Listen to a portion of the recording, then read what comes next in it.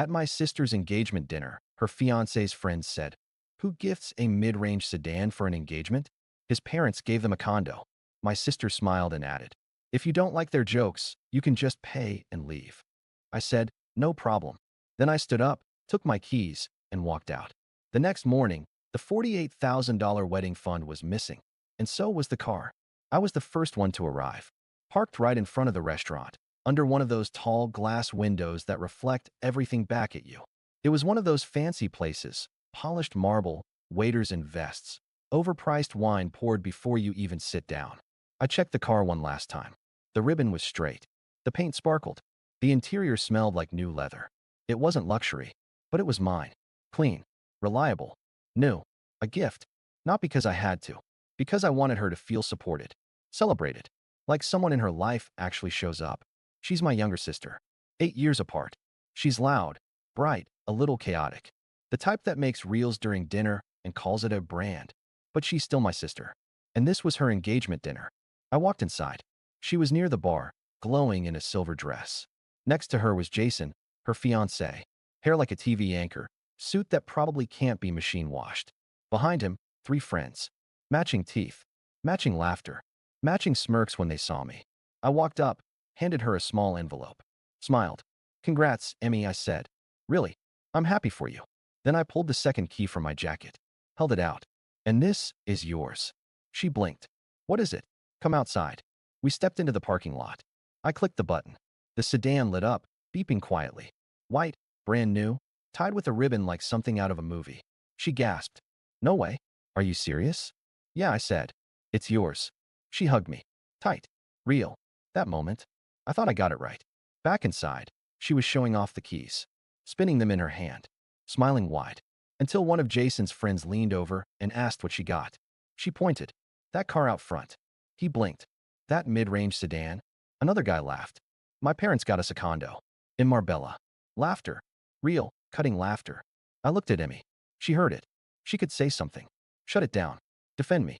Instead, she smirked and said, "If you don't like their jokes, you can just pay and leave." Silence. Then more laughter. Louder this time. I didn't say anything. Didn't make a scene. Didn't call anyone out.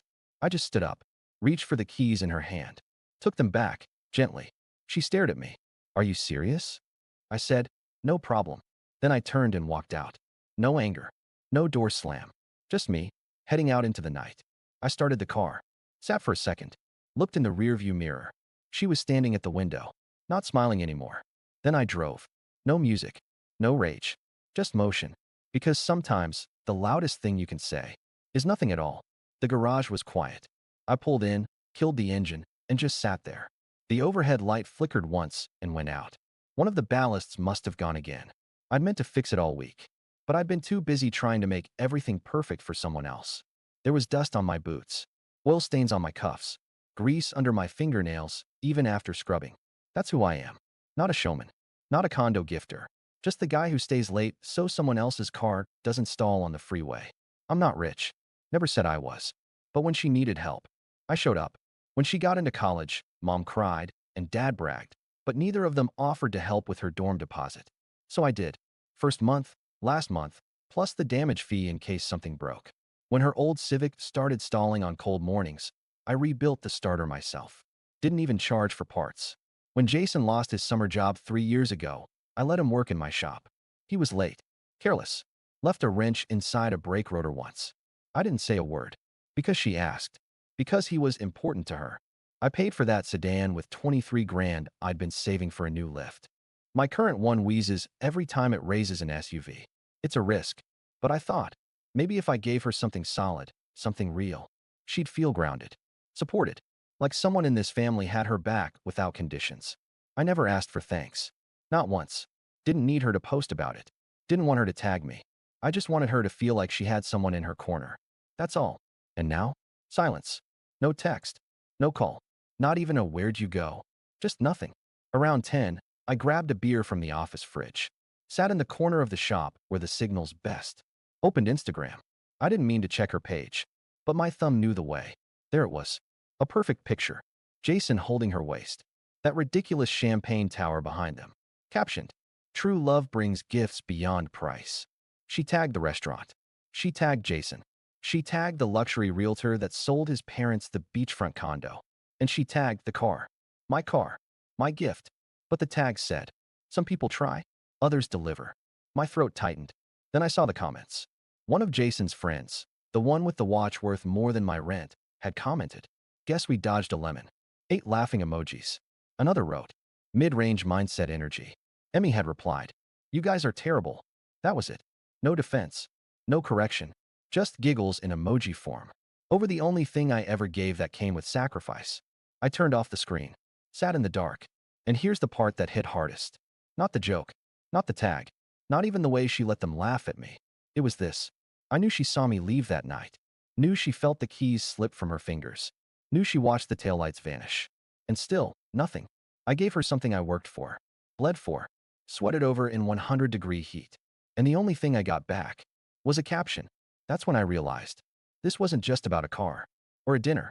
Or one terrible joke. This was about everything I let slide. Every time I swallowed the hurt to keep peace. Every holiday where I gave and got silence. I closed the app, tossed my phone onto the tool bench, and whispered to the empty shop. Never again. The next morning, she woke up to silence. No beep outside. No car keys on the hallway table. No photos of the car on her story. She stepped outside. The spot was empty. Just oil spots on the pavement. The sedan was gone. Within minutes, my phone lit up. First a call, then a text. Hey, where's the car? 10 minutes later, a voice note. I didn't play it. Then another. Seriously, this is messed up. You can't just take back a gift. Then all caps. I showed everyone that car. You made me look stupid. I stared at the screen. Didn't touch it. Just let it buzz until it died. By that time, I was already in the dealership. It smelled like coffee, rubber mats, and fresh leather. Same salesman from last time. He blinked when he saw me. Back already? Trade in, I said. This one's no longer serving me. He raised an eyebrow. You know it loses a bit of value after leaving the lot. I tossed him the keys. And I know what gratitude's worth these days. So I'll take the real return. The car was still in showroom condition. Under 100 miles. Not a scratch. The paperwork was still in my name. The insurance too. I canceled the secondary policy I'd opened for her the week before. Removed her as an authorized driver. Signed the transfer forms. Done. And what did I get in return? A new hydraulic lift. Brand new. Quiet. Safe. I stood over it as they unloaded it into my garage. Ran my hand over the clean steel. Pressed the button and watched it glide up with a soft hum. On this lift, I thought, I'll make more money than I ever got from their gratitude. And I'll never hear it laugh at me. 2 days later, Mom showed up at the shop. She didn't call first. Just walked in like she always did, straight past the office, hands on hips, eyes scanning for ammunition. I didn't look up from the invoice I was reviewing. Are you seriously going to let one comment ruin your sister's engagement? She said. I kept writing. She was emotional. It was a party. People drank. You know how her fiancé's friends are. I turned to her. This isn't about them, I said. This is about her. And you. And the fact that when I left, not one of you called to ask why. She crossed her arms. It was dramatic. You made a scene. I nodded slowly. Emotion is when someone doesn't thank you. This was calculation. She shifted. Didn't like the stillness in my tone. Well, the wedding's still happening, she said. Like it or not. Jason's parents are helping with the venue. You don't have to support it, but don't sabotage it either. I looked her in the eyes. I already did my part. She blinked. Then she noticed the new lift. What's that? My replacement for their respect, I said. It actually holds weight. She left without another word. Later that evening, I closed the shop early, locked the main door, sat at my desk, and reached for the top shelf. There was an envelope. Thick, slightly worn at the edges. Inside, the wedding fund. I'd been adding to it every month. Little by little, a few hundred from each paycheck. Some in cash, some in checks. $48,000. All for her. Because I thought she'd remember who stood behind her before the condo, before the reels, before Jason. I looked at the envelope. Then I thought about Grandpa. He used to take us fishing every summer. Said it was the one place he could breathe. His dream?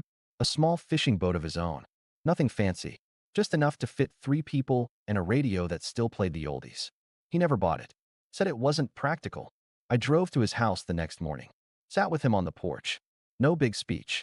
Just handed him the envelope. What's this? He asked. Your boat. He blinked. You serious? I'm done giving to people who forget, I said. You remembered everything. He opened the envelope slowly. hands trembling just a bit. His eyes widened, then teared. He looked at me, voice cracking. You sure? I nodded. He didn't say thank you. Didn't need to. He just put a hand on mine. And that silence? It was the loudest thing I'd heard all year. I stood in the middle of the shop. No music, no voices, just the buzz of the overhead light and the hum of my thoughts. I didn't feel angry, didn't feel sad, just done. I walked back into the office, picked up the phone, and called the bank. It was an old joint account. We opened it when Dad said we needed a shared place for household emergencies. Emergency, of course, meaning everything from my sister's overdue phone bill to Mom's unexpected spa retreat. For 3 years, I paid into it. No one else did. Not once. Electricity when theirs got cut. Groceries when I visited and saw an empty fridge. Gift cards when Emmy forgot a birthday. And somehow I was expected to fix it. The woman on the other end confirmed my identity. Would you like to close the account entirely or just freeze it? Close it, I said. There are still 2 auto payments scheduled for this week. Cancel those 2. Pause. Then a soft click. Gone. It felt small, closing an account. Just numbers on a screen. But it felt like slicing the last thread of a rope I'd been carrying for too long. After that, I drove to Dad's place. I didn't even check if he was home. Didn't need a goodbye. I walked through the back gate. The old one I'd fixed twice. The garage still smelled like oil and sawdust. Inside, on the back shelf, was the metal cabinet he gave me when I turned 21. He said, "Every man needs a place to keep his tools and his secrets." I opened it. Everything was still there. The torque set, the impact wrench, the gloves with my initials burned in the leather, even the broken screwdriver I'd refused to throw out. One by one, I packed them into my duffel. Methodical, calm. I left the cabinet open, left the door unlocked, left without a word. They'd know I came for what was mine. When I got back to the shop, my phone buzzed. A long text. From Emmy. "I can't believe you'd sabotage my wedding. You humiliated me in front of everyone. Jason is furious. How dare you just walk out like that and make it about you?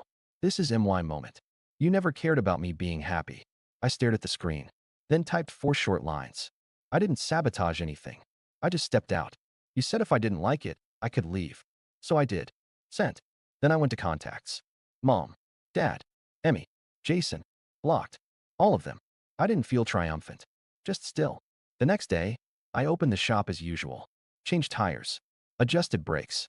Listened to the local station's lunchtime playlist like nothing had changed. But everything had. 2 days later, Marco, a guy I used to work with, called. "Yo," he said. "You hear about the wedding?" "No. Apparently it's been delayed." That's the word they're using. I didn't answer. He kept going.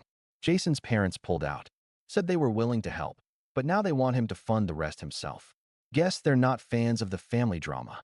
Still silent. Marco laughed, uneasy. "You didn't say anything to them, right?" "I didn't say anything to anyone," I said. "Yeah, that's the part that's making them nervous." Click. Later that afternoon, Mom showed up at the shop. No call. No knock. Just like always. She stood in the doorway, arms crossed, face hard. "You happy now?" I wiped my hands. Didn't answer. She stepped closer. "You made your sister cry. You embarrassed this family. And now they're scrambling to fix what you broke." I looked at her. "Is that what you think I did?" "Broke something." She snapped. "You took the car. You pulled your money. You shut everyone out like you're some saint who never got anything wrong." I held her gaze. "You're right," I said. "I did shut you out." Finally, she blinked. I kept going. "You all made it clear. If I didn't like the rules, I could leave the game.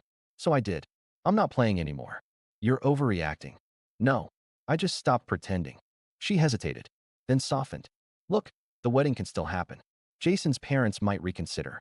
We just need to show them we're unified." I laughed. A dry, hollow sound. "Unity isn't what you say after the damage is done." She looked around the shop. Eyes landed on the new hydraulic lift. "What's that?" she asked. I turned to it. "My reward," I said, "for choosing myself." She left without another word. That evening, I closed the shop early. First time in a year. I didn't say why. Didn't post about it. Just turned off the lights, locked the door, and got in the truck. I drove until the city lights disappeared, until the road was empty and the trees lined the horizon like a promise. Then I pulled over, got out, walked into the woods with a small box under my arm. Inside it were old pictures of Emmy's graduation, of Jason shaking my hand, of the 4 of us at Christmas. I stood in a clearing, lit a match, watched the box catch fire, one by one. Then I walked back to the truck and didn't look back. 3 months passed. Silent birthdays. No happy posts. No group chat notifications. All gone. One crisp morning, I arrived at the shop to find a freshly painted wall and a new sign overhead. Now hiring, apprentices welcome. But today the letters felt heavier. More than business. They spelled purpose. At noon, a local newspaper reporter showed up unannounced. "Why now?" he asked, raising his notebook. I looked at the sign, at the empty parking spots, and at the lift humming quietly in the back. I said, "I teach those no one expects, but those who build for themselves." He nodded, scribbled. That moment wasn't for headlines. It was for me. That afternoon, a woman in scrubs walked in. A nurse, mid-career, her car breaking down before her second shift. She watched me fix a brake caliper, then asked if she could learn. A week later, she was an apprentice. Turns out she's the nurse who cared for my estranged grandfather when he had that heart scare the same day I dropped everything. She remembered my name. I remembered her gratitude. Sometimes the unexpected apprentice comes from someone who once helped you. Later that week, a client handpicked from regulars handed me the keys after inspection and said, "You don't know what you lost, but you understand what you built." I just smiled. I didn't lose. I just parked somewhere else. We squinted at each other, oil blotting the concrete around us. A nod, a shake of the head. He paid in cash and tipped too much, he knew. A text arrived out of the blue. Jason's parents bailed. The venue canceled. Reps said it's financially off. But rumor is, Emmy asked for the car back, insurance declined it, and now they're rewriting wills. I didn't open the links. Didn't search her name. This time, I let it stay outside. The wedding? Crashed. The facade? Gone. The silence around it spoke louder than any ceremony. One evening, I closed the shop early, something I'd never done. I drove out of town, parked in a clearing where only a single bus stoplight glowed. In my old duffel, wrapped in a rag, there was the ribbon from the sedan I once gave her. I tied it around a rock at the base of a pine, stone by stone. Then I whispered, "No regrets, just miles." I climbed back into the truck. 3 days later, a friend from college, long out of touch, sent an email. "Hey man, I see what you did, and I'm sorry about your sister. But if you're ever up for a beer, I own the small cafe, so there's always a seat." I blinked, a sudden warmth in my chest. Later that week, I walked into that cafe. He greeted me behind the counter, not with questions, but with a handshake and a seat. He didn't ask about family. We just talked cars, old mixtapes, dreams. Sometimes closure comes from someone letting you off the hook. I started holding weekend community clinics. Free oil changes for senior citizens in old sedans. Tire checks for single mothers buying their first car. That sign now reads more than words. It's a mission.